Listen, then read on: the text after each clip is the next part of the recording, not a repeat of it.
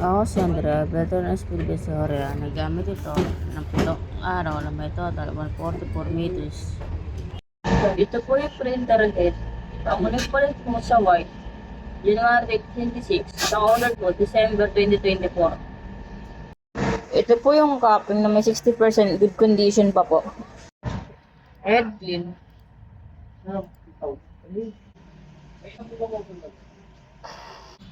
Punasan ng wiper after a head clean.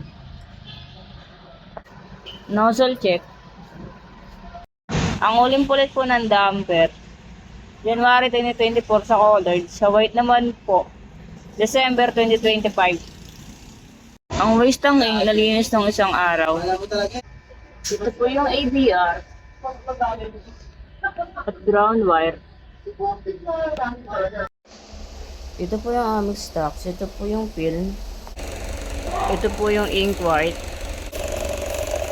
powder, ink colored at solution. So, consumables, nag-consume ako ng ink white,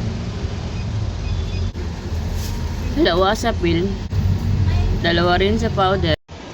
Ito po yung physical inventory, daily output,